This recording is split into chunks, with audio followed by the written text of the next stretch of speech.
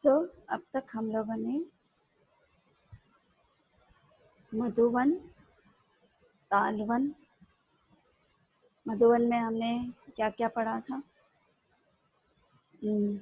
ध्रुव महाराज, अम्बरीश महाराज, लवणासुर को मारा, वो लीलाएं पढ़ी हमने। फिर उसके बाद तालवन में धेनुकासुर, फिर कुमुदवन में हमने वाटर लिलीज, वहाँ पर बहुत होते हैं। फिर बहुलावन में बहुला गैया के बारे में हमने सुना। काम्यवन में बहुत सारी लीलाएं, जैसे तुलसी महारानी के विग्रह हैं, फिर व्योमासुर के गुफाएं और बहुत सारी लीलाएं हमने वहाँ पर सुनी। मेन तो व्योमासुर गुफा और तुलसी महारानी का विग्रह। फिर कदीर वन में हमने बकासुर का वध देखा और वृंदावन में हमने बहुत सारी लीलाएं हमने सुनी। उसमें मेन जो हमने सुना केशी को भगवान ने मारा, फिर उसके बाद कालिया दमन किया और बहुत सारे प्रभुपाद वहाँ पर आए, बहुत षड गोस्वामी वहीं पर मीटिंग्स करते हैं। उस तरह से हमने पढ़ा अब तक का। ठीक है, तो हमने 7 फॉरेस्ट फिनिश कर दिए वेस्ट साइड के। आज हम ईस्ट साइड को कवर करेंगे। देखते हैं कितना कवर कर पाते हैं, उस हिसाब से हम कोशिश करेंगे। आई थिंक ऑलमोस्ट मैंने तो 4 वंस किए हैं, भद्रवन, बिल्वावन, लोहावन और वांडेरवन। महावन नेक्स्ट टाइम करेंगे, लेकिन कोशिश करेंगे, सब छोटे छोटे ही हैं, तो ये 4 वन हम कवर करने की कोशिश करेंगे। ओके, सो हम जाएंगे भद्रवन में।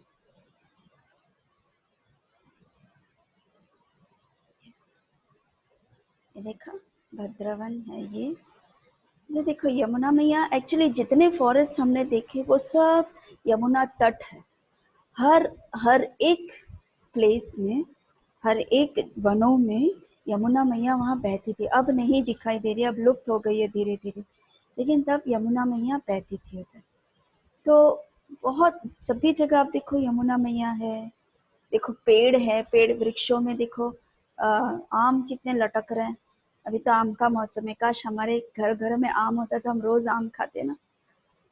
तो इतने सुंदर आम लटक रहे हैं। देखा, कृष्ण है, बलराम है, सखाएं है, यमुना है, गैया है, छोटी गैया है, मोर है, सब कितने सुंदर है। आप जैसे जैसे मैं लीलाएं बोल रही हूँ वैसे वैसे आप उसमें आप खो जाना। आप उसमें ऐसे लगना चाहिए जैसे आप खुद उस लीलाओं में है, आप भगवान को साक्षात देख रहे हैं। उस तरह अपने आप को फील करना, रियलाइज करना। ठीक है, ताकि माइंड हमारा इधर उधर ना हो कि हम पूरी तरह वृंदावन में हैं, पूरी तरह अभी भद्रवन में है, उस तरह से। Okay, next. So in Vrindavan Krishna and Balram were given charge of the caste। अब कृष्ण और बलराम धीरे धीरे उनको कुछ सेवाएं दे रही है। अच्छा, आई मीन श्रवणी रेस कर रही है।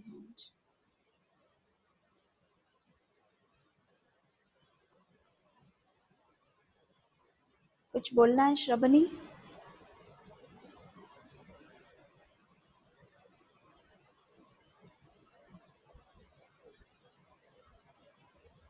श्रवणी कुछ बोलना है?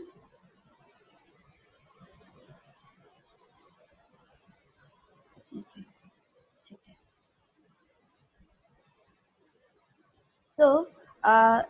सो वृंदावन में है अभी भगवान।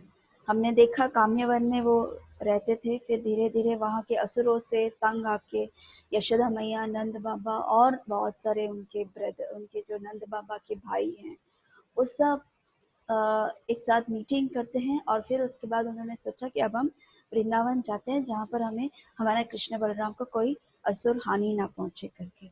और वृंदावन इतना full of fresh greenery, beautiful forest, Yamuna मैया, बहुत सुंदर ट्रीज। वृंदावन इटसेल्फ इतना सुंदर होता था इन सभी वनों में कि खुद ब्रजवासी इतने आकर्षित हो गए थे वृंदावन को देख के। और फिर उन्होंने सोचा कि वृंदावन में ही रह जाते हैं करके। सो वो अपना वहाँ पर सेटल करते हैं। एंड उस वक्त कृष्ण और बलराम को काव्स मानी छोटे छोटे बछड़ों को, जैसे आप देख रहे हैं ना यहाँ पर बछड़ों को, ये सब अभी बछड़ों का उनको टेक केयर करना था। तो उनके पेरेंट्स ने सभी ग्वाल वालों को, उनके पेरेंट्स ने उनके ग्वाल, उनके जितने भी काव्स हैं उन सबको चार्ज कृष्ण बलराम और उन वहाँ के गोपास को दे दिए थे, छोटे छोटे बच्चों को। सो उनका first responsibility of the cowherd boys was to take care of the little calves. उनका एक ही रिस्पॉन्सिबिलिटी कि सुबह उठो, गैया को देखो, छोटे बछड़ों को देखो कैसे हैं, ठीक है, कंफर्टेबल हैं, उनका ध्यान रखो, वही उनका काम था।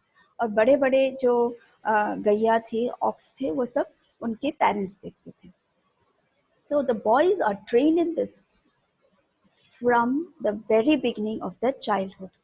तो बचपन से ही उन्हें थोड़ा थोड़ा थोड़ा करके सिखाया जाता था कि देखो बच्चों को कैसे, गैया को कैसे रखना चाहिए, उनसे कैसे प्रेम करना चाहिए, ऐसे उनको बचपन से ही सिखाया जाता। तो उस तरह से वो भी ट्रेन हो जाते थे।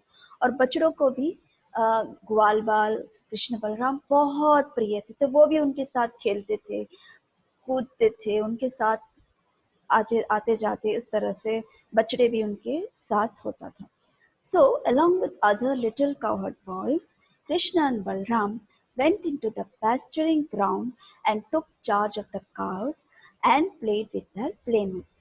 So, इसी तरह कृष्ण बलराम को भी वो रिस्पॉन्सिबिलिटी दी गई थी, और वो भी उनके ग्वाल सखाओं के साथ वनों में जाते थे और गैया चराने ले जाते थे, और उनके प्लेमेट्स, उनके उनके जो ग्वाल सखाओं के साथ वो खेलते थे। Next, while taking charge of the cows, तो चलो बछड़ों के साथ जब जाते थे, ये जो दो भाई हैं कृष्ण और बलराम, फ्लूट्स बजाते बजाते जाते थे। और फिर उसके बाद कभी कभी वो लोग एक साथ ग्रुप्स में मिलके अमलक की फ्रूट, मतलब आंवला, आंवला का फ्रूट, ये तो बेल, जैसे बंगालीज में बेल का बहुत फेमस है, वहाँ का बॉल जैसे ही बड़ा बड़ा होता है। उस समय तो बॉल नहीं होता था, तो आंवला के फ्रूट या बेल के फ्रूट से वो बॉल की तरह उसको खेलते थे अपने बच्चों, मतलब वहाँ के ग्वाल सखाओं के साथ वो बॉल्स पास करना, प्ले करना, उस तरह से बहुत सारे अलग अलग गेम्स खेलते थे। Sometimes they danced and made tinkling sounds with their ankle bells. जैसे देखा, इन्होंने यहाँ घुंघरू भी बांधे हैं, तो कभी कभी उस उसके उनके पैरों के हेल्प से वो घुंघरू को लाइक ऐसा इस तरह से डांस करते थे कि घुंघरू भी उस तरह से म्यूजिक दे के आवाज देते थे। तो सभी एक म्यूजिक जैसा लगता था, सबको ऐसा लग रहा है जैसे कि गाना चल रहा है। Sometimes they made themselves into bulls and cows. कभी कभी ये लोग क्या करते थे, कृष्ण और बलराम या ग्वाल सखा क्या करते थे, गोप सखा, वो लोग बुल्स बन जाते थे या गैया बन जाते थे, अपने ऊपर ब्लैंकेट्स, काली चादर डाल लेते अपने ऊपर, और फिर उसके बाद आमने सामने आ जाते थे, और फिर जैसे खेलते हो, जैसे लड़ते हो, उस तरह से आवाज खेलते थे। Krishna Balram also used to imitate the sounds of bulls and cows and play at bullfighting. जैसे मैंने आपको कहा, कभी कभी वो bulls या cows, bulls मतलब ox है ना, मेल काउस, और फीमेल काउस उस तरह से होते थे। तो उस तरह से आवाज़ें करते थे उनकी तरह, माँ जैसे गैया आवाज़ करती है। और फिर उसके बाद दोनों जैसे लड़ते थे ना, जैसे हॉर्न से कैसे लड़ते थे, दोनों गैया मिलते थे तो प्ले करते थे, they were playing like. So even जैसे गैया गैया को कभी देखा होगा कि वो दोनों आमने सामने हो जाते थे और अपने हॉर्न से टकराते थे ऐसे। तो उसी तरह कृष्ण और बलराम आमने सामने अपने हेड्स को दोनों को क्रॉस करके ऐसे टकराते थे, तो उस तरह से वो लोग मस्ती करते थे। Sometimes they used to imitate the sounds of various animals and birds. Animals और बर्ड्स की भी आवाज़ें निकालते थे। तो उस तरह से एक नॉर्मल चिल्ड्रन की तरह, भगवान की तरह नहीं, पर एक नॉर्मल चिल्ड्रन जैसे बच्चे खेलते हैं, उस तरह से ये अपना पास टाइम्स भगवान करते थे। सो आज हम भद्रवन में हैं। सो भद्रवन वृंदावन से 7 किलोमीटर दूर है। तो जैसे मैंने कहा कि वृंदावन से थोड़ा हर एक जो फॉरेस्ट है वो थोड़ा थोड़े थोड़े दूरी में ही है। तो अभी हम लोगों को बसेस में जाना पड़ रहा है, इधर से उधर रिक्शा लेनी पड़ रही है। तो उस समय तो भगवान चलते चलते, भागते भागते, दौड़ते दौड़ते, खेलते खेलते ही वो लोग इतने दूर दूर तक फॉरेस्ट में चले जाते थे, क्योंकि उस वक्त उनकी हाइट बहुत अच्छी थी। वो लोग एक छलांग लाए तो ये पता चले कि वो लोग दूसरे एरिया में पहुंच गए, उस तरह से उनकी हाइट थी। तो इस तरह से भद्रवन जो था वो वृंदावन से 7 किलोमीटर की दूरी में था। तो एक बार क्या हुआ, कृष्ण और Balram were playing on the bank of the Yamuna, Yamuna के तट पे वो खेल रहे थे। तो उस समय वत्सासुर नाम का एक डेमन कृष्ण को मारने आया। कौन से फॉर्म में आया? काफ के फॉर्म में, क्योंकि उनके पास काफ्स थे, सभी बच्चे काफ्स को लेकर आए थे, उनकी रिस्पॉन्सिबिलिटी काफ्स को संभालना था। तो वत्सासुर ने उस बहाने से काफ का फॉर्म ले लिया उसने, intending to kill the brothers, भाइयों को मारने के लिए उसने काफ का फॉर्म लिया।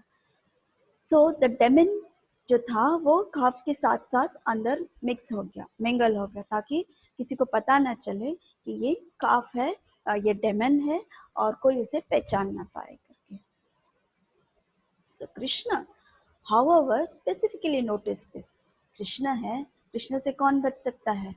तो वो चीज कृष्ण ने देख लिया कि ये वत्सासुर नाम का डेमन अंदर हमारे काव्स के बीच में घुस गया है, और वो हम दोनों की हानि पहुंचाना चाहता है। तो कृष्ण ने क्या किया, इमीडिएटली बलराम को बोल दिया कि देखो भैया, भैया नहीं, दाऊ, दाऊ जी, एक डेमन आ गया वत्सासुर, अब उसे हमें कुछ मजा चकाना पड़ेगा करके।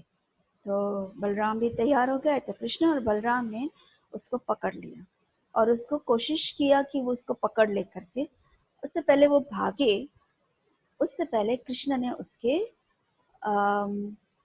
पूंछ को और उसके दोनों पीछे के पैर को पकड़ लिया था, और फिर उस तरह से पकड़ा ताकि वो हिल ना सके, और ऐसे जोर से विप किया, आप देख सकते हो उसको गोल गोल घुमाया है भगवान ने, गोल गोल घुमा के पूरा दूर तक उसको फेंक दिया। इमीडिएटली वत्सासुर ने अपना प्राण त्याग दिया। टॉप ऑफ द, पहले तो टॉप ऑफ द ट्री तक उसको फेंक दिया, उस ट्री से वो नीचे गिरा जमीन पे, और वहीं पर वत्सासुर मर गया। और उसे देखकर कृष्ण के जो गोप सखा है वो खुश हो गए और उन्हें कंग्रेचुलेट करने लगे, बहुत ही उनको तारीफ करने लगे। और ऊपर से डेमीगॉड्स, मैंने जैसे पिछले बार बोला, हमेशा आसमान में डेमीगॉड्स जो है, देवी देवता है, कृष्ण की लीलाओं पे उनका नजर हटती ही नहीं है, वो हमेशा उन्हीं को देखते रहते थे। और जब भी ऐसे कुछ लीला करते हैं भगवान, वहां से ऊपर से वो शोवर करते थे फ्लावर्स। तो उसी तरह देवी देवताओं ने उनके ऊपर फ्लावर शोवर किए। ये हुआ वत्सासुर, और ये हुआ हमारा भद्रवन की कहानी। ओके, भद्रवन कितना शॉर्ट है, काम्यवन सब कितना लंबा था। भद्रवन हमारा ये लीला खत्म हो गई। नेक्स्ट है बिल्ववन। बिल्वन मतलब बेल। आप लोगों ने सबने बेल फ्रूट खाते, अभी सीजन है, आप लोग मायापुर जाएंगे, बंगाल जाएंगे, तो बेलवन का भी सीजन है, उसका जूस बना के हम पीते हैं। तो वो बेल जो होता है वो समर्स में अच्छा होता है।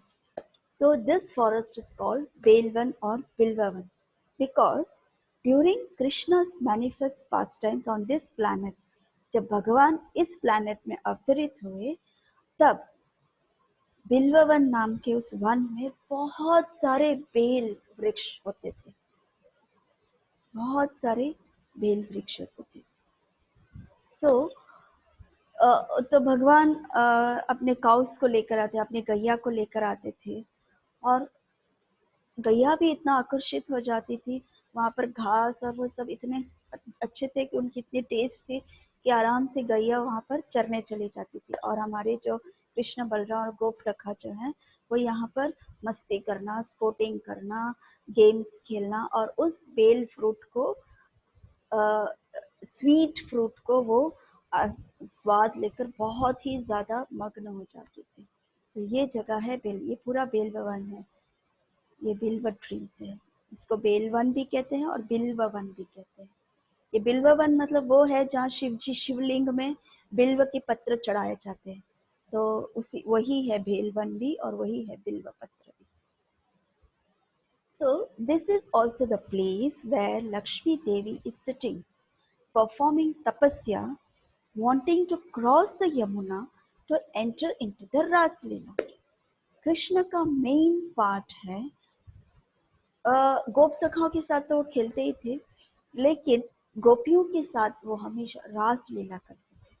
जैसे निधि वन में वो रास लीला करते थे, ऐसे बहुत सारे स्थल है जहाँ पर भगवान रास लीला करते थे। सो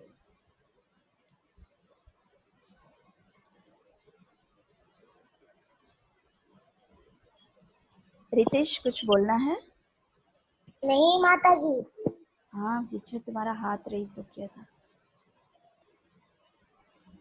So this is also the place where Lakshmi Devi is sitting, performing tapasya, wanting to cross the Yamuna. वहाँ भी यमुना नदी बहती थी, ये देखो यमुना जल है, to enter into the रासलीला, माने यमुना क्रॉस करो, भगवान वहाँ रासलीला करते थे।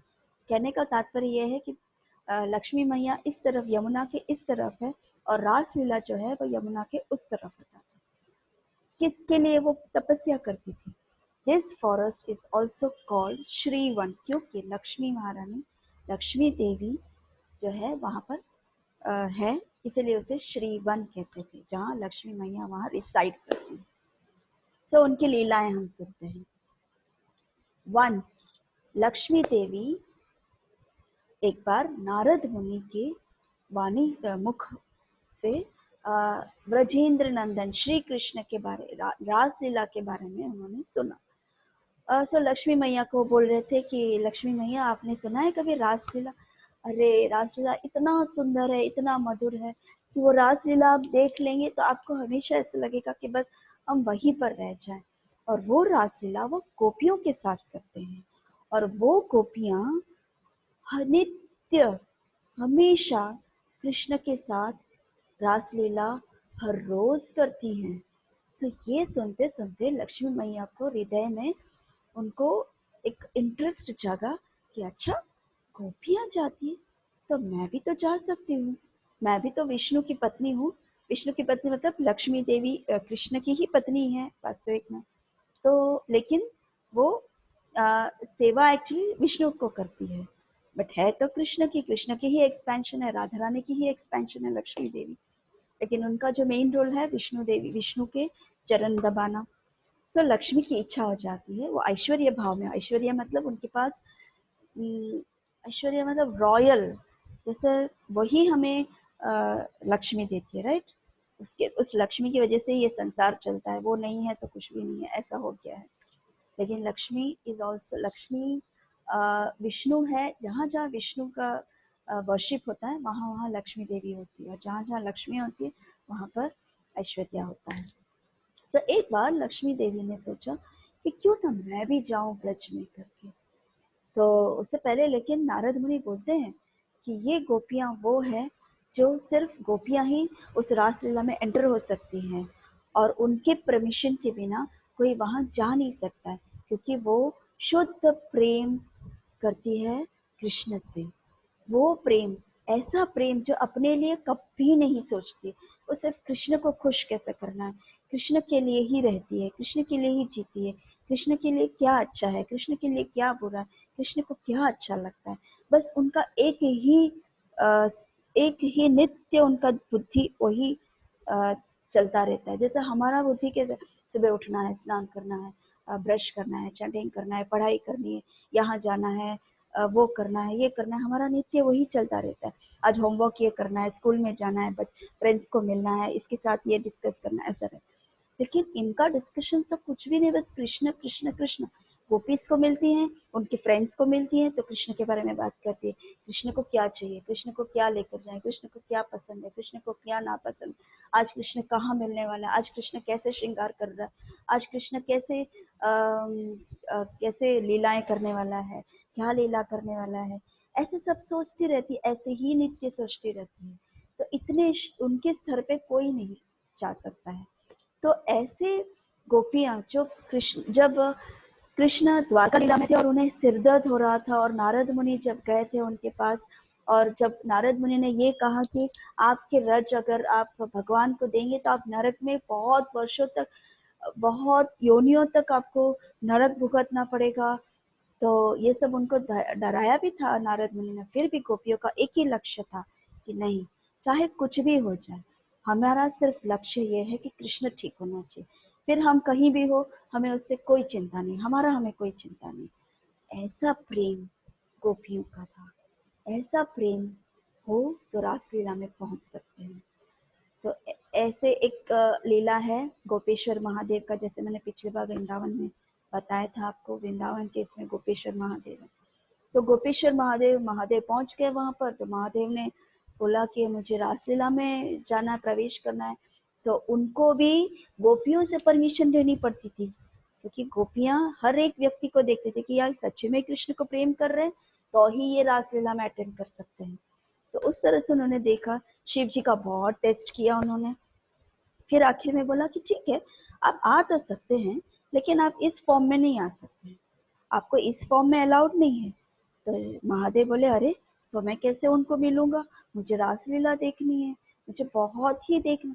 तो गोपियों ने बोला आपको सच में देखना है, आप बिल्कुल कुछ भी हम बोले आप करने के लिए तैयार है। तो महादेव ने बोला ठीक है, आप जो बोलेंगे, आप कुछ भी बोलेंगी मैं करने के लिए तैयार, आप कुछ भी बनने को बोलेंगे मैं बनने के लिए तैयार, लेकिन आप बोलिए, लेकिन मुझे किसी भी हालत में ये रासलीला अटेंड करना है। तब गोपियों ने कहा तब आपको स्त्री बनना पड़ेगा।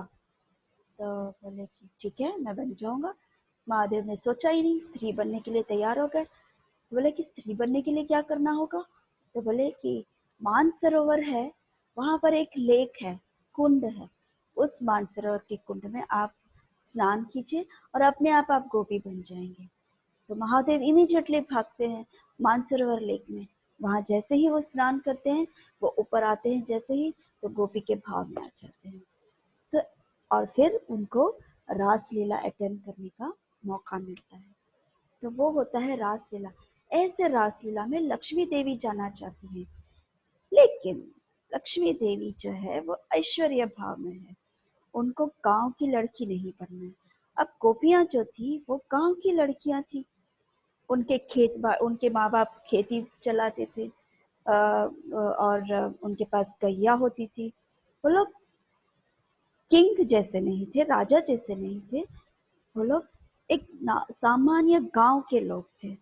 जैसे हमने देखा गांव में जाते हैं गैया चराना, लोग जो वहां पर होते हैं कितना नॉर्मल लाइफ जीते हैं, एकदम गैया चराना, फिर गोबर से उनका घर ये करना, और फिर उसके बाद गैया के लिए जो चारा डालना होता है उसको ठीक करना, उसका जो गैया के जो गोबर है उसको साफ करना, गैया जहाँ रहती है उनकी सरों को साफ करके अच्छे से स्वच्छ रखना, ऐसा होता है गोपियों का काम। अब लक्ष्मी देवी है, लक्ष्मी देवी ऐसे सब करेगी? लक्ष्मी के पीछे तो पूरी दुनिया भागती है।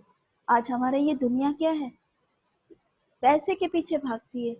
पैसा है तो सब है, पैसे से हमें सब कुछ मिलता है, पैसे से हमें खाना मिलता है, पैसे से हमें घर मिलता है, बंगलो मिलता है, मोबाइल मिलता है, गाड़ियां मिलती है, फिर लोग आपको रिस्पेक्ट करते हैं, नाम, लोग आपको पूजते हैं। अगर आप किसी को डोनेशन दे दो, लोग आपके हाथ पैर दबाने के लिए तैयार हो जाते हैं। तो लक्ष्मी का इतना इम्पोर्टेंस है इस युग में। और ऐसी लक्ष्मी को अगर आप बोले कि भाई तुमको झाड़ू मारना है, तुमको गैया चराना है, सॉरी गैया को नहलाना है, साफ करना है, वो जहाँ रहती है वहाँ पर उसको साफ सफाई करनी है, घरों को आपको गोबर से लिपेट लिपेट करना है, उसकी गैया को दूध आपको ले दोहलाना है, मक्खन निकालना है, तो क्या लक्ष्मी तैयार होगी? लक्ष्मी अपना ऐश्वर्य भाव नहीं छोड़ सकती थी, और छोड़ ही नहीं पाती थी। तो लक्ष्मी देवी इसीलिए आज भी वो अपने आप को ये सोच रही थी कि ये नहीं हुआ, ये नहीं कर पाऊंगी तो क्या हुआ, मैं तपस्या करूंगी, जितनी तपस्या कर सकती उतनी तपस्या करके मैं रासलीला में जाऊंगी। तो द्वापर युग से लेके अब तक बिल्व वन में वो सिर्फ तपस्या ही कर रही है। लेकिन आज भी वो सिर्फ रासलीला को देख सकती है, लेकिन उसके अंदर प्रवेश नहीं कर सकती। वो यमुना क्रॉस करके रास के अंदर प्रवेश नहीं कर सकती है, उसको एंट्री ही नहीं है लक्ष्मी मैया को। सो ये है बिल्वा वन की लीला, ये है ब्रज धाम की रास लीला जो है इतना मनमोहक है, लेकिन लक्ष्मी मैया नहीं जा सकती। हमें उससे सीखने को क्या मिल रहा है? हमें इससे ये सीखने को मिल रहा है कि हमें एक मिनट,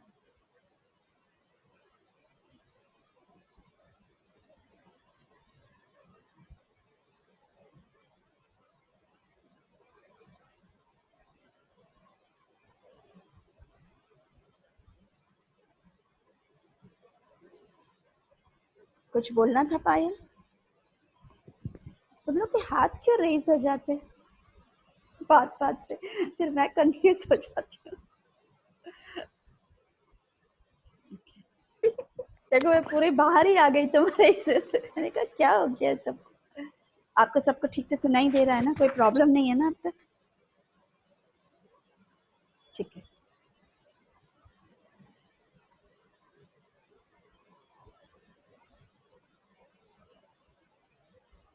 ओके। सो ये है ब्रज लीला की रास लीला, और जहाँ पर लक्ष्मी देवी अभी तक तपस्या करती है। इससे हमें क्या सीखने को मिलता है? हमें ये सीखने को मिलता है कि हमें डाउन टू अर्थ, चाहे हमारे पास कितना भी पैसा हो, चाहे हम शायद फ्यूचर में, आपके लाइफ में फ्यूचर में आप बहुत पैसे वाले बन सकते हैं, आपकी कामयाबी होगी, आप अच्छे पढ़ लिख कर बहुत अच्छे इंसान बनेंगे, बहुत अच्छी बहुत अच्छा कमाएंगे, बहुत अच्छी रॉयल लाइफ हो सकती है आपकी। लेकिन जब कृष्ण के पास, कृष्ण से प्रेम करना हो, कृष्ण के भक्तों से मिलना हो, तो आपको हमेशा हम्बल रहना चाहिए। आपको हम्बल, ह्यूमिलिटी, चाहे कैसे भी सेवा। देखो आप मंदिर में जाओ, हम मंदिर में जाते हैं, तब चाहे कितना भी पैसा वाला आ जाए उधर, लेकिन वो भी जब मंदिर में आ जाता है, उसको कोई सेवा देता है, उसको कोई अगर झाड़ू की सेवा भी दे, वो करना शुरू कर देता है। क्यों? क्योंकि वो कृष्ण का भक्त है। वो चाहता है कि वो कृष्ण को प्लीज करे। वो चाहता है कि मैं भक्तों को कैसे प्लीज करूं, क्योंकि भगवान हमेशा डायरेक्ट प्लीज, हम भगवान को डायरेक्ट प्लीज नहीं कर सकते, हम भगवान को डायरेक्ट खुश नहीं कर सकते। वो सिर्फ भक्तों के द्वारा खुश होते हैं। अगर हम भक्तों का कहा माने, अगर हम भक्तों को खुश करें, तो भगवान अपने आप खुश हो जाता है, भगवान स्वयं दर्शन देने आ जाते हैं। सो ऐसा है, इवन इसके केस में भी, लक्ष्मी मैया के भी केस में, अगर गोपियों के भाव में वो आ जाती, गोपियां उनकी भक्त है, परम भक्त है, लेकिन गोपियां के भाव में आ जाती, गोपियां के साथ सेवा करती, तो शायद उन्हें आज भी रासलीला के अंदर प्रवेश कर सकती थी, रासलीला में वो पार्टिसिपेट कर सकती थी, कृष्ण के साथ वो रासलीला कर सकती थी। लेकिन उन्हें गर्व था कि मैं गोपियों के साथ कैसे, मैं ऐसे कैसे कर सकती, मैं तपस्या करके डायरेक्ट कृष्ण को प्लीज करूंगी, और कृष्ण स्वयं मुझे रासलीला में प्रवेश करने देंगे। बिल्कुल नहीं, ऐसा कभी भी नहीं हो सकता है। जैसे मैंने आपको सुनाया था, अम्बरीश महाराज और दुर्वासा मुनि। दुर्वासा मुनि अम्बरीश महाराज से कहीं ज्यादा तपस्वी है। उन्होंने कितनी तपस्या की, उन्होंने काफी, उनके पास बहुत पावर्स हैं। अम्बरीश महाराज के पास कुछ भी ऐसे पावर्स नहीं, वो एक सामान्य किंग है, लेकिन वो एक भक्त है। वो एक ऐसे भक्त है कि जिससे कृष्ण उनसे प्लीज होते हैं। दुर्वासा मुनि के ऐसे मिसबिहेवियर से सुदर्शन चक्र उनको मारने आ गया। उनकी तपस्या का क्या मतलब हुआ? कोई मतलब नहीं हुआ। सो भक्ति सबसे ज्यादा श्रेष्ठ है, और भक्ति भक्तों के द्वारा मिलती है। और भक्तों के द्वारा कैसे मिलती है? हम ह्यूमिलिटी, हर भक्त को हमें रिस्पेक्ट करना चाहिए, हर भक्तों की हमें कहा मानना चाहिए, उनके इंस्ट्रक्शंस फॉलो करना चाहिए। हमारे जो गुरु परंपरा है, वो सब परम भक्त हैं। हम गुरु परंपरा के द्वारा ही कृष्ण को जान सकते हैं। सो ये है। सो लक्ष्मी डायरेक्टली उनको मिलना चाहती थी, वो नहीं हो पाता है उनको आज भी, इसलिए वो तपस्या करती है। सो ये है बिल्ववन की लीला। ठीक है। नेक्स्ट ये देखा रासलीला, कितना सुंदर। एक कृष्ण ही है राधा रानी के पास, लेकिन ये गोपियां इतना प्रेम करती हैं कृष्ण से, कि कृष्ण अपने आप एक्सपैंड होके सभी गोपियों के साथ रासलीला करते हैं। किसी भी गोपियों को ऐसे कभी फील नहीं हुआ कि वो मेरे पास नहीं है कृष्ण। हर किसी के पास है। देखो कितना सुंदर लीला है, यमुना घाट की इस तरफ और यमुना घाट के उस तरफ तपस्या कर रही है लक्ष्मी महारानी। ये है बिल्वावन। नेक्स्ट हम जाएंगे लोहावन। भद्रवन हो गया, बिल्वावन हो गया, लोहावन।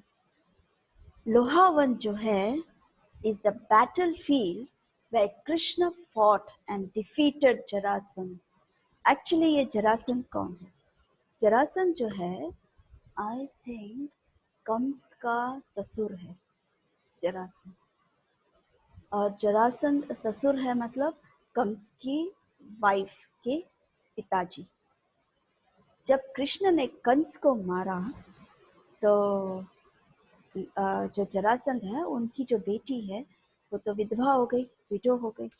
असुर है ये भी, कंस भी असुर था, जरासंध भी असुर है। तो जब उसे पता चला कंस को कृष्ण ने मार दिया तो वो उसका द्वेष ये था कि किसी भी हालत में मैं कृष्ण को मार दूं करके, क्योंकि उसने मेरी बेटियों को विधवा कर दिया और मैं उससे रिवेंज लूंगा। सो रिवेंज के भाव में कृष्ण को वो युद्ध करना चाहते थे। सो वही जगह लोहावन है जहाँ पर ये एक बैटल फील्ड है और वो ब्रज में ही है। That Krishna fought and defeated Jarasandh. Today we heard that each time Jarasandh was defeated by Krishna, he would return home, gather a new army and engage Brahmins to perform yajnas. So Jarasandh को जब जब लोहावन में कृष्ण के पास वो लड़ना आता था, कृष्ण हमेशा उसको डिफीट करते थे। उसको पता है वो कृष्ण को मार नहीं सकता है, उसको पता है कृष्ण बहुत पावरफुल है। जस्ट बिकॉज कि उस कंस जैसे व्यक्ति को उसने मारा है, कंस जैसे असुर को मारा है, मतलब कृष्ण एक मामूली व्यक्ति नहीं है, ये जरासंध को पता था। लेकिन फिर भी वो डिफीट करने चाहता था और जरासंध को ये भी पता है कि जरासंध को कोई नहीं मार सकता था, कृष्ण भी उसे नहीं मार सकते थे। उस बात का उसे ज्ञान था, इसलिए कृष्ण के साथ हमेशा वो युद्ध करना चाहता था, लेकिन कृष्ण उसे हमेशा हरा देते थे आर्मी में। सो जरासंध वापस मायूस होके चला जाता था। उसके वहाँ जो ब्राह्मण्स होते थे उससे वो पावरफुल यज्ञ करवाते थे ताकि वो विक्ट्री पा सके, युद्ध में जीत सके, कृष्ण को हरा सके। लेकिन हमें पता है कि भगवान को कोई नहीं हरा सकता है। भगवान ही सर्वश्रेष्ठ है और भगवान के नीचे ही सभी कुछ आता है। तो ये यज्ञ जो भी यज्ञ होते हैं, जो भी कुछ विधियां होती है, जो भी कुछ होता है वो कृष्ण के वश में है, इसीलिए ये यज्ञ भी कृष्ण के वश में था। तो जितना भी वो यज्ञ करता था कृष्ण उसे हरा देते थे। ऐसे वो 17 बार हार चुका था। जरासंध 17 बार जरासंध को 17 बार भगवान ने हराया था। लेकिन 17th टाइम के बाद जब वो हारा, तब जरासंध ने वो ब्राह्मणों का जो यज्ञ करते थे ये, तो उनको जाके वो थ्रेटन करता था। कैसे कि हे ब्राह्मण, तुम लोग कैसे हवन कराते हो, कैसे ब्राह्मण हो तुम लोग एक युद्ध मुझे मेरा ये नहीं कर सकते थे, हर बार मैं कृष्ण से हार के आ जाता हूँ और तुम लोग ऐसे क्या यज्ञ करते हो जिससे मैं हमेशा हार के आ जाता हूँ। इस बार अगर मैं हार गया मैं तुम लोगों को जीवित नहीं छोड़ूंगा, ऐसे करके उनको धमकी देता था। लेकिन ब्राह्मण को मालूम था कि ये हारने ही वाला व्यक्ति है, डर के मारे उन लोगों को जरासंध के लिए यज्ञ करते थे। लेकिन ब्राह्मण को पता था कि Krishna is the supreme personality, Krishna ही सर्वश्रेष्ठ है, कृष्ण ही भगवान है, कृष्ण के अलावा कोई कुछ इससे श्रेष्ठ कोई नहीं है करके। लेकिन ब्राह्मण डर के मारे वो कृष्ण को लिखते थे, कृष्ण से प्रार्थना करते थे कि हे भगवान हमें बचाइए इस जरासंध से, अगर आप हारे नहीं तो ये हमें मार देगा करके। तब भगवान उनकी प्रेयर सुनते हैं और उस प्रेयर सुन के भगवान 18th बैटल फील्ड में भाग जाते हैं जरासंध से, और इसीलिए उनका नाम होता है रणछोड़। देखा हम लोग सब हमेशा सुनते हैं रणछोड़ रणछोड़ रणछोड़ भाग गया, रण छोड़ के भाग गया, रण छोड़ के भाग गया कृष्ण, रण छोड़ के। तो जरासंध ने उसको नाम रखा था, हे रणछोड़, तो कहाँ भाग रहा है? रण छोड़, रण मतलब फील्ड, फील्ड को छोड़ के भागता है, उसे रण छोड़ कहते हैं। फील्ड छोड़ के भाग गया, मुझसे डर के भाग गया, युद्ध छोड़ के भाग गया, ऐसे हुए रणछोड़। लेकिन भगवान का ईगो हर्ट नहीं हुआ, भगवान हार नहीं गए, लेकिन भगवान हारे भक्तों से। जस्ट बिकॉज कि ब्राह्मणों ने उनको रिक्वेस्ट किया था, उनसे प्रार्थना किया था कि हे भगवान, हे केशव, हमारी रक्षा करो, नहीं तो ये जरासंध हमें मार देगा करके। सिर्फ उनकी रक्षा के लिए भगवान ने अपना नाम खराब किया, और वो है रणछोड़। इस तरह से भगवान युद्ध करते हैं, 17 बार जरासंध को युद्ध में गिरा देते हैं, हरा देते हैं।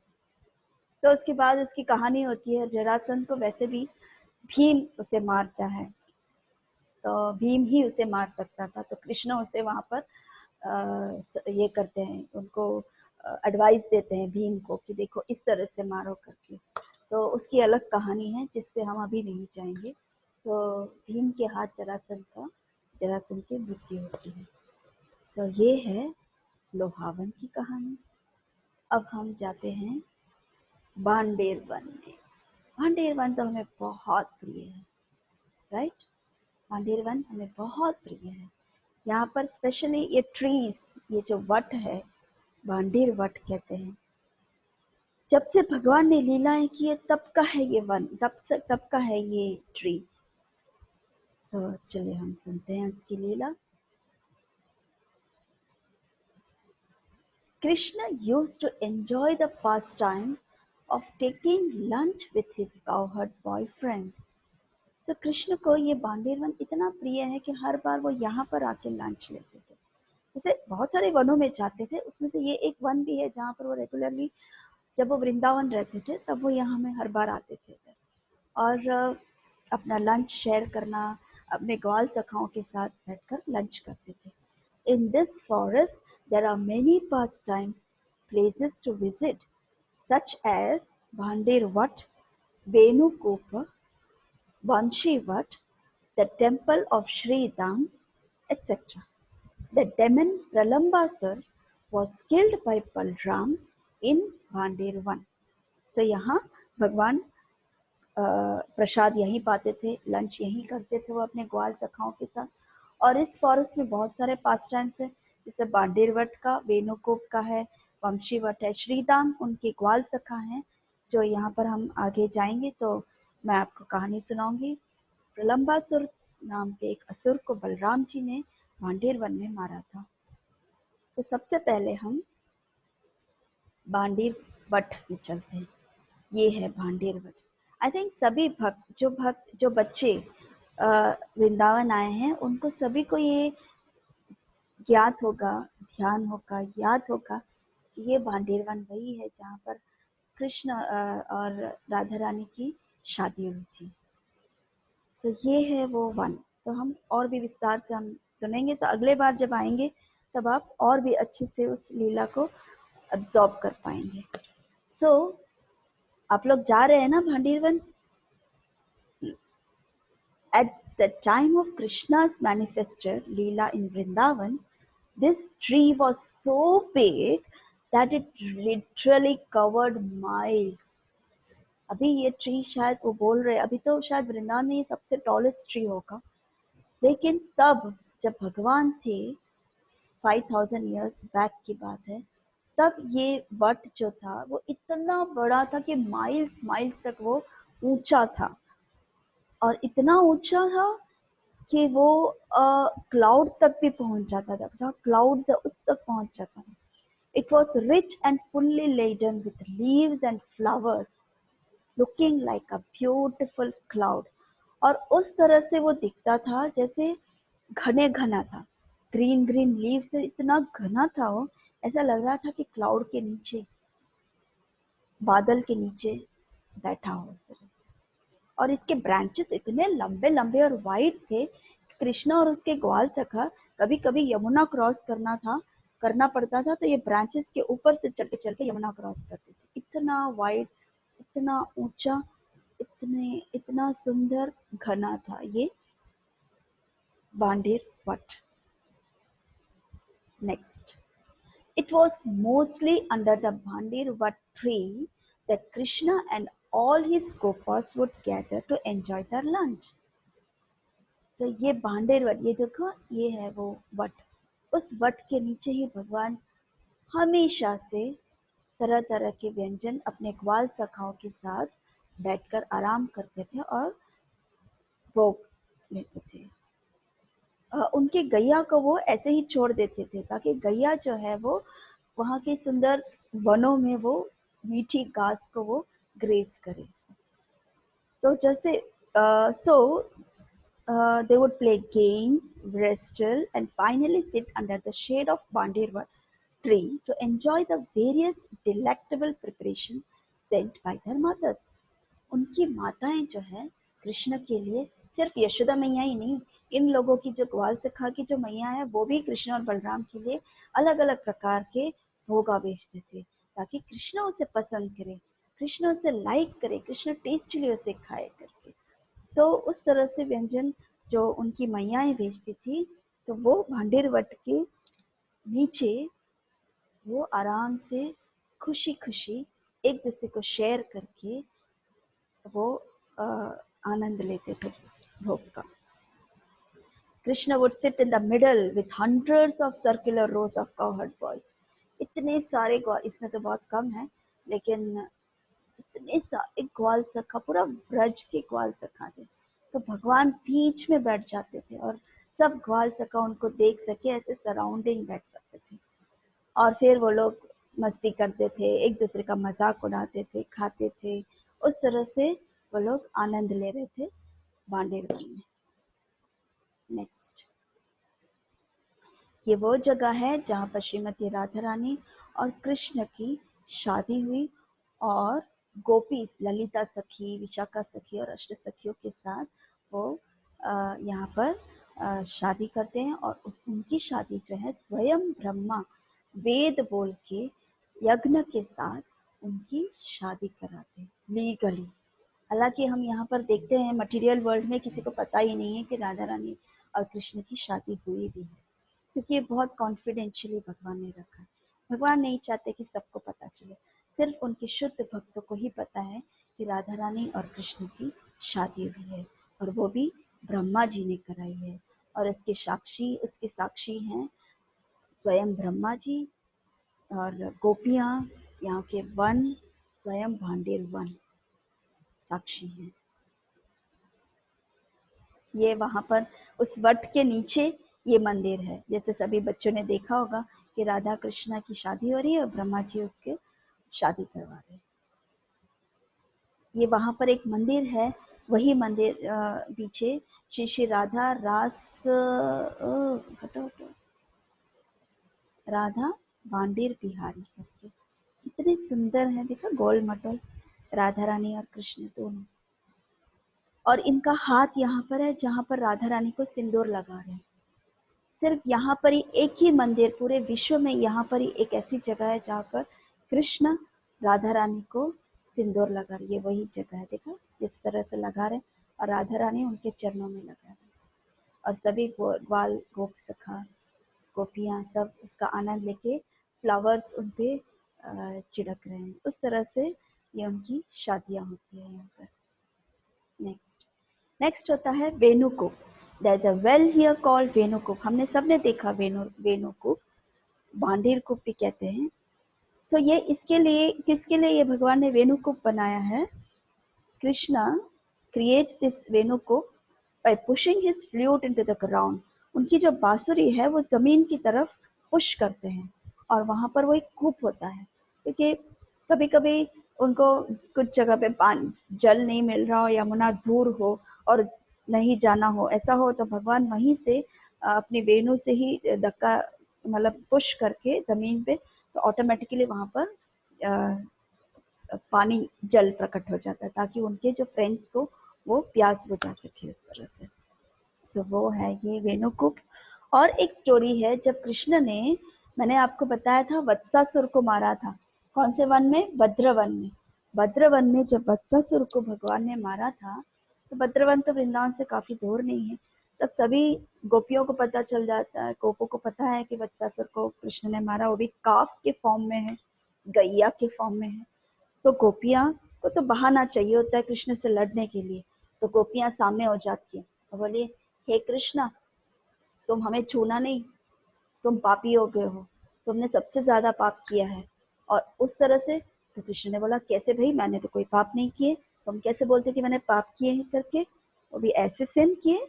बोले हाँ, तुमने वत्सासुर तो नहीं बोलते हैं, लेकिन वो बोलते हैं कि तुमने एक काफ को मारा है, जिसको गौ हत्या लगती है, गौ हत्या का पाप लगता है आपको, इसीलिए तुम एक पापी हो, और अब तुम्हें शुद्ध होना होगा। बोले कैसे? बोले सभी तीर्थों को बुलाओ, और सभी होली रिवर्स और तीर्थ जितने भी विश्व में है, उसमें तुम्हें स्नान करने पड़ेंगे, तभी तुम्हारा शुद्धिकरण हो सकता है। तुम जब तक स्नान नहीं करोगे, तब तक तुम अशुद्ध हो, और हम लोगों से दूर ही रहना करके। तब कृष्ण तो भक्तों से दूर रह नहीं सकते हैं, इसीलिए वो ये कूप को प्रकट करते हैं, और उसमें जितने तीर्थ हैं, जितने होली रिवर्स है, वो सब इस कूप में बस जाते हैं, और फिर भगवान उसमें स्नान करते हैं और अपने गोप सखा और गोपियों को प्रसन्न करते हैं। सो ये है वो Venu Kup. Next, killing of Pralambasura. Yes, Balram and Krishna, along with their friends, played all kinds of sports and enjoyed the soothing atmosphere of Vrindavan. भगवान को वृंदावन बहुत प्रिय है। इवन ये बोला जाता है कि जब वृंदावन छोड़ के जब भगवान जाते हैं द्वारका, तब पे भी भगवान एक्चुअल कृष्ण तो यहीं रह जाते हैं, वृंदावन छोड़ के नहीं जा पाते, अपने भक्तों से दूर नहीं रह पाते, अपने फ्रेंड से, अपने ग्वाल सखा से वो दूर नहीं रह पाते, अपने गोपियों से दूर नहीं रह पाते, अपनी यशोदा मैया से, नंद बाबा से दूर नहीं रह पाते। इसलिए सिर्फ उनका एक अंश जो है वो मथुरा जाता है, मथुरा से वो द्वारका जाता है, ऐसे।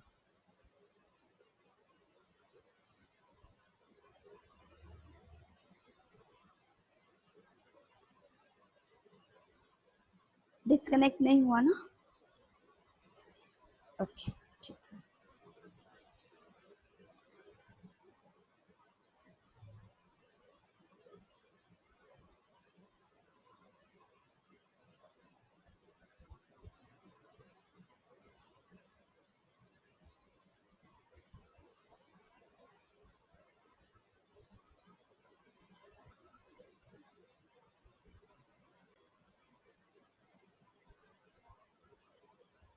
सो यहाँ पर हाँ, सो भगवान वृंदावन छोड़ के नहीं जाते हैं, तो इतना प्रेम करते हैं वृंदावन से वो। So Balram or Krishna, along with their friends, played all kinds of sports and enjoyed the soothing atmosphere of Vrindavan, full of rivers, lakes, rivulets, fine trees, excellent fruits, flowers। इन सब से वो मग्न होके मस्ती के मूड में वो अपने ग्वाल सखाओं के साथ खेल रहे होते हैं। तब एक दिन, once, while they were engaged in their transcendental pastimes, a demon named Pralambasur entered their company. जब बच्चे ग्वाल सखा सब मग्न होकर खेल रहे थे, तब प्रलम्बासुर एक लड़के के फॉर्म में आकर एंटर हो गया। तो क्या डिजायर से एंटर हुआ वो, कि बलराम और कृष्ण को किसी भी तरह किडनैप करो और उनको मार दो। अब कृष्ण को तो पता चल गया, अब आपको मालूम है कृष्ण तो बहुत स्मार्ट है, कृष्ण को तो सब पता होता है, उससे तो कोई चुपती बात नहीं है। सो कृष्ण ने सोचा, अब इसको कैसे मारे, कुछ तो करना पड़ेगा, इसको कैसे मारे।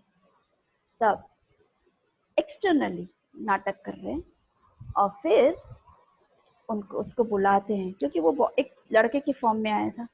ओ ओ माय डियर फ्रेंड, बहुत अच्छा लगा तुमको यहाँ पर देखकर, तो हम लोग एक गेम खेल रहे, तुम भी हमारे साथ इस गेम। फिर बलराम और कृष्ण जो है अपने ग्वाल सखाओं के साथ वृंदावन के ऐसे मधुर एटमॉस्फेयर को इतना अच्छा एंजॉय कर रहे थे, इतना अच्छा एंजॉय कर रहे थे वहाँ पर, full of rivers, lakes, pine trees, excellent fruits and flowers, अलग अलग रंग बिरंगे फ्लावर्स, सुंदर फ्रूट्स। उस तरह था वृंदावन। वृंदावन भगवान कभी छोड़ के नहीं गए। जब वो मथुरा भी जा रहे थे तो सिर्फ वो अपने ग्वाल सखाओं को छोड़ के जा ही नहीं सकते थे। अपने गोप सखाओं को, अपने गोपियों को, ब्रजवासियों को, यशोदा मैया, नंद पापा को वो कभी छोड़ के जा ही नहीं सकते थे। इसलिए जब वो गए थे तो एक्चुअल कृष्णा ब्रज में ही रह गए, वृंदावन में ही, और उसका एक्सटेंशन जो था वो मथुरा गए। फिर मथुरा से जो भी लीलाएं, द्वारका में जो लीलाएं की, उस तरह से। सो ऐसा है वृंदावन। सो वृंदावन भगवान को बहुत प्रिय है। सो एक बार, once while they were engaged in their transcendental pastimes, a demon named Pralambasur entered their company, desiring to kidnap both Balram and Krishna. तो एक बार जब ये बच्चे खेल रहे थे, जब ग्वाल सखा कृष्ण बलराम सब खेल रहे थे, तो प्रलम्बासुर वहां एंटर हुआ। उसको तो कंस ने ही भेजा था। क्यों? बलराम और कृष्ण को किडनैप करके उनको मारने के लिए। लेकिन कृष्ण से कौन बच पाया? तो कृष्ण ने सोचा कि ये नया, वो एक्चुअली ग्वाल के एक लड़के के फॉर्म में है, एक जैसे ग्वाल सखा है, ग्वाल बाल है, उस फॉर्म में आया था वो, एक नॉर्मल आदमी की तरह, एक नॉर्मल बच्चे की तरह। सो अब कृष्ण को तो पता चल ही जाएगा, कृष्ण से कौन बच पाएगा? कोई बच पाया है? तो अब कृष्ण सोचते हैं, भाई अब इसको कैसे मारे, इसको कैसे मारे करके सोचते हैं। फिर बाद में एक्सटर्नली नाटक करके वो प्रलंबासुर को बुलाते हैं, हे दोस्त तुम कैसे यहाँ, तुम आ गए, चलो हम लोग एक गेम्स खेल रहे हैं, उसमें तुम्हारी ज़रूरत है, तुम आ जाओ करके। तो सभी बच्चों को, सभी फ्रेंड्स को वो इकट्ठा करते हैं और बोले कि अरे ग्वाल सखा इधर आ जाओ, इधर आ जाओ करके सबको इकट्ठा करते हैं और बोलते हैं एक पार्ट, दो पार्ट्स होंगे फ्रेंड्स के, और एक पार्ट तुम लोग होगे, एक पार्ट हम लोग होंगे। तो पेयर्स में डिवाइड हो जाएंगे। एक पैर में होगा बलराम जी लीड करेंगे और एक पैर में मैं लीड करूंगा। तो जिस पैर में कृष्ण थे वहां पर प्रलम्बासुर था। तो इनका गेम कुछ ऐसा था कि रस्सी है, रस्सी को खींचेंगे इस पार और उस पार, और अगर जिस पार्टी को जो नीचे गिर गए या हार गए, वो पार्टी जीते हुए पार्टी को अपने कंधे में बिठा कर ले जाए। उस तरह का गेम था। तो सबने गेम शुरू किया। बलराम की तरफ कुछ बच्चे गए, कुछ ग्वाल सखा, और कृष्ण की तरफ कुछ ग्वाल सखा गए। खींचा खींचा खींचा खींचा खींचा तानी में कृष्ण की पार्टी हार गई। मतलब उस पार्टी में प्रलम्बासुर था। अब बलराम और उसकी सखा जो थे वो बहुत ही खुश खुश होकर हर्रे हर्रे करने लगे और बोले कि चलो कृष्णा पार्टीज, अब हम लोगों को अपने कंधे पे बिठा के ले जाओ करके। सो क्या करें, बिठा के तो ले गए जाना ही पड़ेगा, हार जो गए थे। तो बलराम के साथ जो श्रीदामा एंड वृषभा थे, वो लोग सब जीत गए थे, और कृष्ण के पार्टी जो थे वो लोग उनको कंधे पे बिठा के ले गए थे। और भगवान स्वयं, कृष्ण स्वयं श्रीदामा को, जो अपोजिट पार्टी थी, उनको कंधे पे बिठा के ले रहे थे। अब प्रलम्बासुर खड़ा था, बलराम जी भी खड़े थे। जो प्रलम्बासुर एक कौहड़ बॉय के रूप में खड़ा था, उसने कहा कि बलराम जाओ, मैं आपको लेकर चलता हूँ। तो बलराम जी तैयार हो गए। प्रलम्बासुर तो इतना भयंकर डेमन था कि उसको सिर्फ कृष्ण के पावर के बारे में अंदाजा था, बलराम जी के बारे में तो उसे पता ही नहीं था। क्योंकि कृष्ण बहुत पावरफुल है, तो उसने सोचा क्यों ना पहले मैं बलराम को मारूं और फिर कृष्ण को मारूं। और फिर क्या हुआ, कृष्ण को अवॉइड किया और प्रलम्बासुर ने बलराम जी को अपने कंधे पे लेकर भागा, घने जंगल में भागा। लेकिन जैसे ही उठाया उसने, उसको बहुत स्ट्रॉन्ग और पावरफुल दिखाई दिया। मतलब उसको फील हुआ कि वो जो बलराम को कैरी कर रहा है वो इतना भार क्यों है कि मैं उठा क्यों नहीं पा रहा हूँ, मैं असुर होके उसको उठा क्यों नहीं पा रहा हूँ करके। बोले वो झुक रहे थे और नहीं उठा पा रहे थे, इसीलिए वो अपना ओरिजिनल फॉर्म में आ गया। ओरिजिनल फॉर्म मतलब असुर के फॉर्म में। उसने गोल्डन हेलमेट और इयररिंग्स पहन के रखे थे, हालांकि इसमें नहीं दिखाई दे रहा है क्योंकि मुझे यही पिक्चर मिला है। तो उस तरह से वो बहुत बड़ा फॉर्म ले लिया, देखा ये असुर के फॉर्म में आ गया और बलराम जी जैसे जो छोटू बच्चों जैसा हो गया। एंड देन बलराम को तो समझ भी नहीं आ रहा था, अरे ये क्या हो रहा है, मेरा कैरियर जो है जो मुझे उठा के ले जा रहा है वो वाहन इतना भयंकर कैसे हो गया। और जब बलराम ने देखा आश्चर्य होके कि ये डेमन है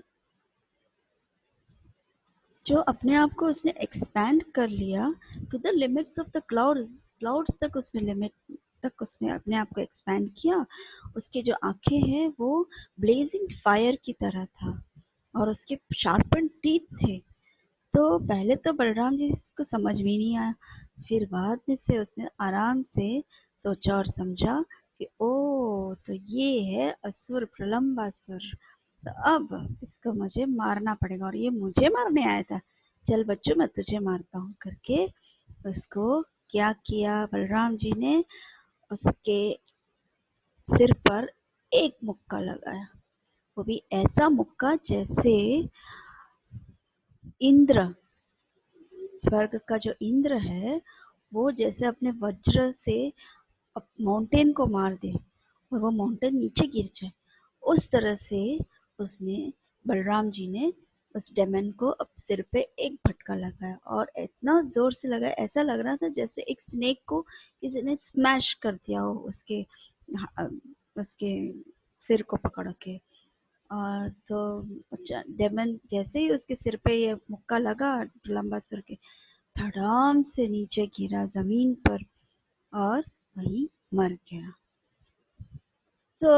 फिर उसके बाद प्रलंबासुर को मारने के बाद जब ग्वाल सखाओं ने देखा कि प्रलंबासुर को बलराम दाऊ ने मार दिया तो दाऊ जी की जय हो, दाऊ जी की जय हो, प्रलंबासुर को मार दिया, दाऊ जी की जय हो, दाऊ जी के सेफ है, दाऊ जी को कुछ नहीं हुआ, दाऊ जी ऐसे करके सब बहुत खुश हुए और उनको ग्रीट करने लगे। फिर प्रलंबासुर को मारने के बाद बलराम जी खुद भी उस वेणुकूपा में पानी पीने के लिए गए थे और वहां पर जाके आराम किया उन्होंने।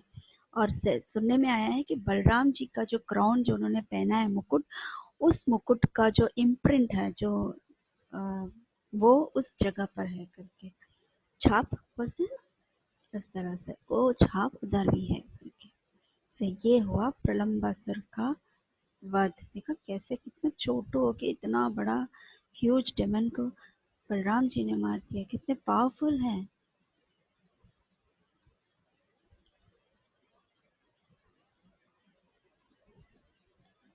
नेक्स्ट है, yes, close to Bhandiravata is another banyan tree. अब हमने सुना बांडीरवट के बारे में जहाँ पर कृष्ण और राधा रानी की विवाह हुआ था। अब उसके पास में और एक वट है, वो है वंशी what. So Banshi what may क्या होता है, कृष्ण जो है वो top of the Vanshi Vat भी इतना ही ह्यूज ट्री था और अच्छी हाइट उसकी मतलब बहुत बड़ा विशाल ट्री था।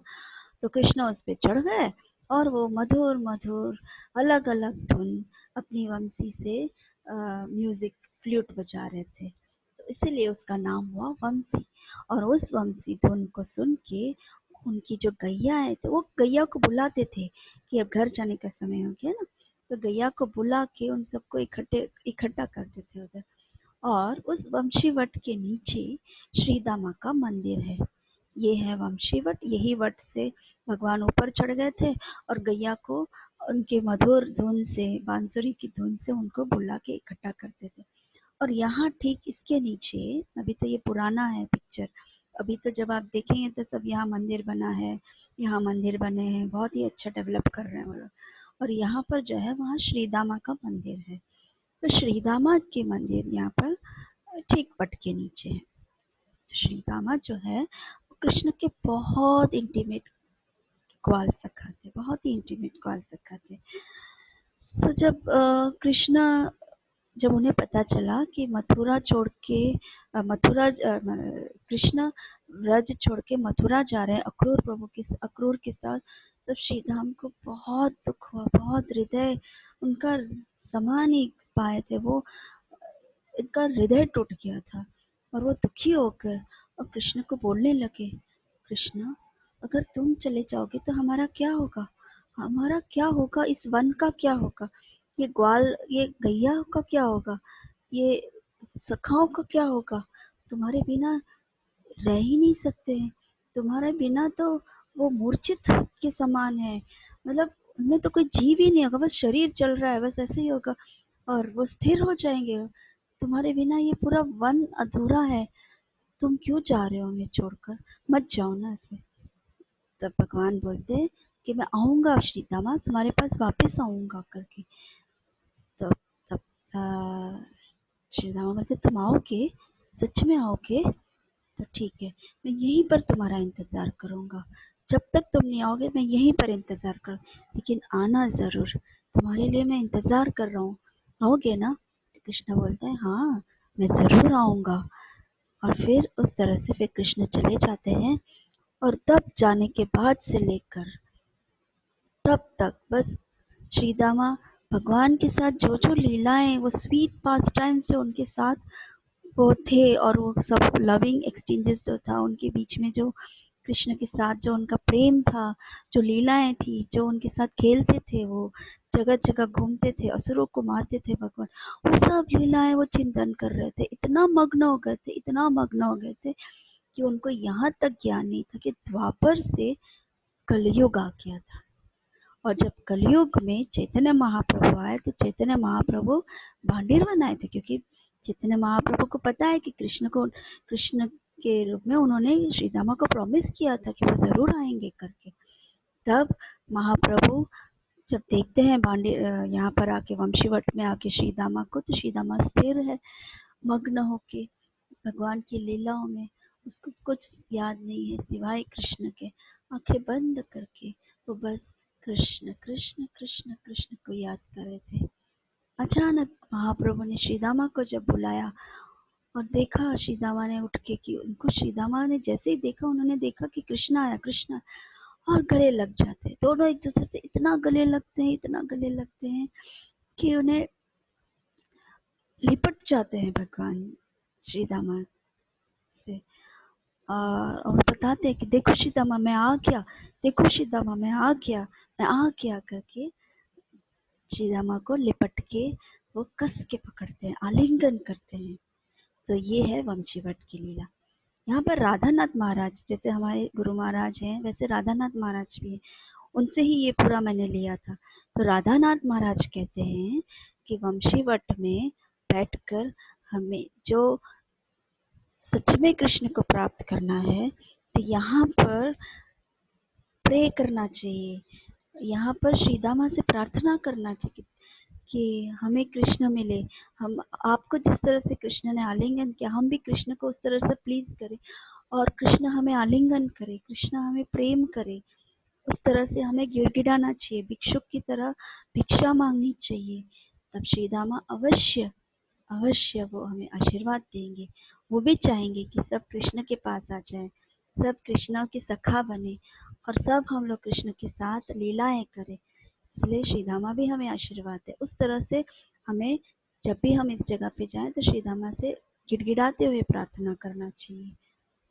ओके, तो ये हुआ वंशीवट।